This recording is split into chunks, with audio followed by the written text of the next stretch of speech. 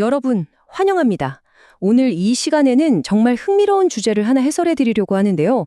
바로 고대의 아주 거칠고 흙먼지 펄펄 날리는 일상적인 관습 하나가 어떻게 우리가 아는 권위와 사랑의 개념을 완전히 180도 뒤집어 놓았는가 하는 겁니다.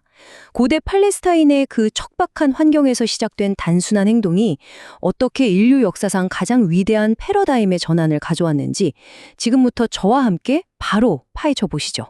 자, 본격적인 이야기에 앞서 질문을 하나 던져볼게요. 고대 유대 사회에서 그러니까 정말로 가장 멸시받던 노동이 뭐였을까요? 이걸 제대로 이해하려면요, 타임머신을 타고 고대 세계로 돌아가서 그 끔찍한 흙먼지와 아주 숨막히게 엄격했던 신분 계급을 머릿속으로 생생하게 그려보셔야 합니다. 그냥 아유 힘들다 수준의 고된 일이 아니에요. 사람의 자존감을 완전히 저 밑바닥까지 문자 그대로 짓밟아버리는 극단적인 노동이 과연 뭐였을지 한번 상상해 보시면서 따라와 주세요. 챕터 1. 고대 중동의 흙먼지입니다. 일단 이 이야기의 척박한 배경부터 빠르게 짚고 넘어가 보죠. 고대 팔레스타인의 기후, 여러분도 아시다시피 엄청 덥고 건조한 사막이잖아요. 뙤약볕 아래서 당시 사람들은 가죽 조각이나 나무 판자에 대충 끈을 묶어서 만든 아주 엉성한 샌들을 신고 다녔거든요. 포장도로 같은 건 꿈도 못 꾸던 시절입니다. 그러니까 이런 기후에 이런 신발을 신고 밖을 걷는다는 건요, 땀으로 범벅이 된 발에 두껍고 찝찝한 흙먼지가 그냥 차르카럼 겹겹이 들러붙는다는 뜻이었어요. 게다가 길바닥에 동물의 배설물까지 섞여 있었으니 상상만 해도 정말 불쾌하고 피곤하지 않나요? 발 상태가 매일 엉망진창 그 자체였을 겁니다. 자, 이렇게 하루 종일 흙먼지에 시달리다 보니 유대 사회에서는 자연스럽게 환대라는 아주 중요한 문화가 생겨납니다. 먼 길을 걸어온 손님이 집에 도착했을 때 그 발에 겹겹이 쌓인 먼지를 씻어낼 시원하고 맑은 물을 내어주는 거. 이거 그냥 오셨어요? 하는 단순한 인사치레가 절대 아니었습니다. 유대 문화에서 상상할 수 있는 가장 필수적이고 최고의 예우였죠. 문자 그대로 당신은 이제 안전합니다. 밖에서의 수고는 싹 씻어내시고 여기서 푹 쉬십시오 라고 선언하는 아주 적극적인 평화의 제스처였던 겁니다. 챕터 2. 가장 낮은 자의 의무입니다. 이 환대라는 아름다운 문화가 당시의 뼈아픈 사회 계급 속에서 실제로 어떻게 작동했는지 한번 볼까요? 여기서 약간의 구조적인 모순이 등장합니다. 집주인은 손님에게 자, 씻을 물을 내어드리겠습니다 라며 아주 관대하고 멋진 제스처를 취하죠. 그러면 동네 사람들에게 훌륭한 대접을 했다고 칭찬과 존경을 독차지합니다. 그런데 그 이면을 보면요, 그 물을 가지고 무르를 꿇은 채 남의 냄새나는 발을 직접 문질러 씻기는 그 굴욕적인 노동은 대체 누가 할까요? 네, 바로 그 집안 계급 사다리에서 가장 밑바닥에 있는 제일 힘없고 천한 하인의 몫이었습니다. 폼은 주인이 잡고 고생은 제일 낮은 종이 하는 거죠. 그러니까 여기서 우리가 꼭 짚고 넘어가야 할 핵심이 뭐냐면 이 발을 씻기는 작업이 단순한 청소나 위생의 문제가 아니었다는 겁니다. 남의 몸에서 제일 냄새나고 오물로 뒤덮인 발을 내 맨손으로 만진다? 이건 당시 사회에서 스스로를 가장 밑바닥 쓰레기 취급하는 정말 비천한 노동으로 여겨졌어요. 오죽하면 유대인 하인들한테는 이 일을 안 시키고 이방인 출신 노예들한테만 전담시켰겠습니까? 남의 발밑에 납작 엎드려야만 하는 극단적인 종속과 철저한 복종의 상징이었던 거죠. 챕터 3. 씻음의 영적 의미입니다. 자, 이제 이 육체적이고 고된 일상이 어떻게 심오한 영적 메타포로 발전하는지 살펴볼게요. 이 발을 씻는 행위는 시간이 지나면서 유대인들 사이에서 단순한 씻음을 넘어선 영적인 정결함의 의미로 자리 잡게 됩니다. 밖에서 묻혀온 먼지를 씻어낸다는 건 세상의 부정한 오염 물질들과 나 자신을 딱 끊어낸다는 아주 강력한 상징이었거든요.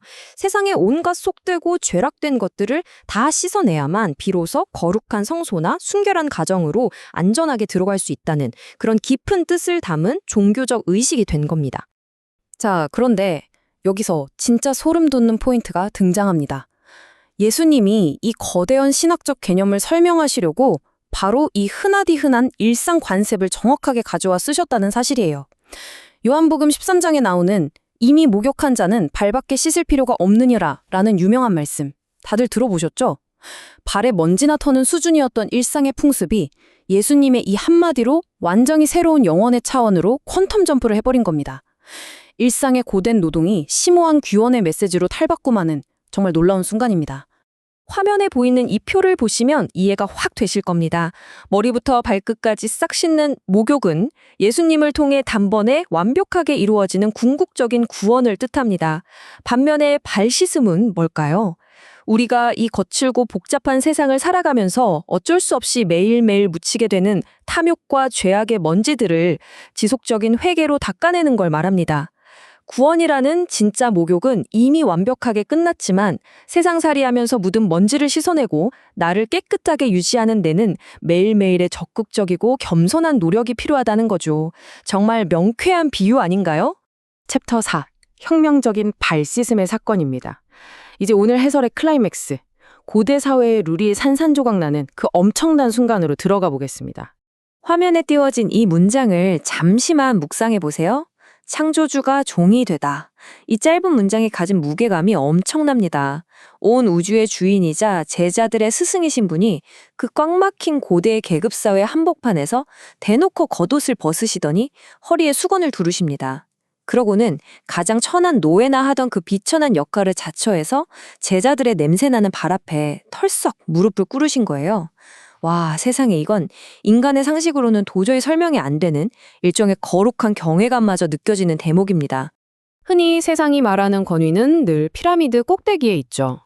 위에서 아래를 지배하고 힘으로 억누르고 남을 부려먹으면서 내 편안함을 챙깁니다.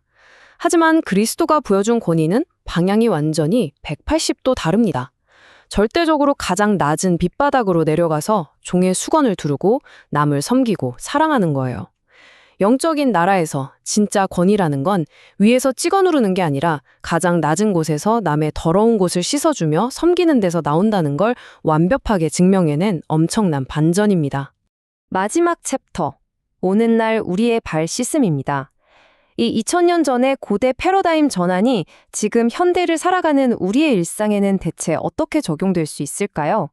화면에 보이는 청교도적 삶의 3가지 스텝을 같이 보시죠. 첫째, 겸손한 환대. 남의 더러운 발, 그러니까 누군가의 허물이나 치부를 들춰내고 비난하는 대신 따뜻하게 덮어주고 닦아주는 겁니다. 둘째, 매일의 성화. 나도 모르게 묻혀온 내 안의 이기심과 탐욕의 먼지들을 매일매일 털어내고 씻어내는 거고요.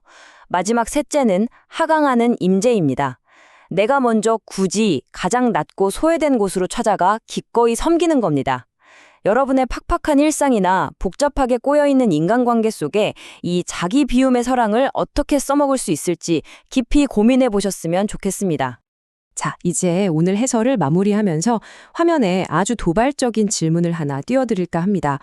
오늘 당신은 누구의 발을 씻기시겠습니까? 오늘 저와 함께 살펴본 이 권위와 사랑에 대한 심오하고 매력적인 교훈들 그냥 머릿속에만 남겨두지 마시고요. 여러분의 진짜 현실, 진짜 세계로 가져가서 단 하나라도 직접 실천해 보셨으면 좋겠습니다. 물은 낮은 곳으로 흐르듯 우리의 삶도 가장 낮은 곳을 향할 때 비로소 진정한 가치가 드러난다는 사실 꼭 기억해 주시기 바랍니다. 끝까지 함께 해주셔서 감사합니다.